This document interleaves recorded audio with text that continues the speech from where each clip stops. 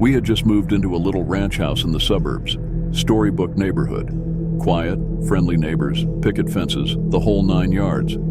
Suffice it to say that this was supposed to be a new start for me, a recently single dad, and my 3-year-old son. A time to move on from the previous year's drama and stress.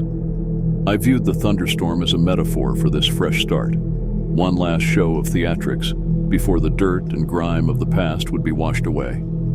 My son loved it anyway, even with the power out. It was the first big storm he'd ever seen. Flashes of lightning flooded the bare rooms of our house, imparting unpacked boxes with long, creeping shadows, and he jumped and squealed as the thunder boomed. It was well past his bedtime before he'd finally settled down enough to go to sleep. The next morning I found him awake in bed and smiling. "I watched the lightning at my window," he proudly announced. A few mornings later, he told me the same thing. "You're silly," I said.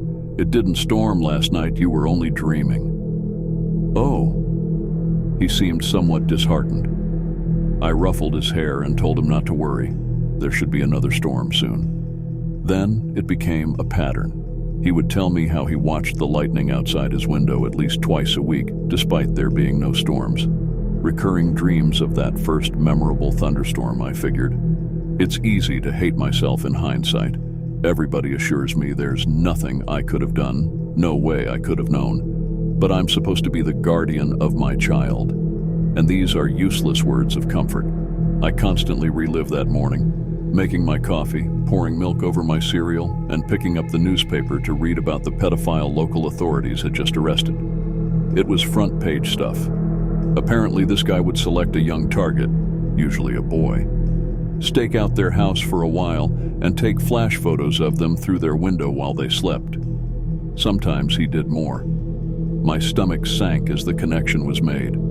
At the time, it was merely something from a child's imagination. In retrospect, it is the scariest thing I've ever heard. About a week before the predator was caught, my son came up to me in his pajamas. "Guess what?" he asked. "What?" "No more lightning at my window." I played along.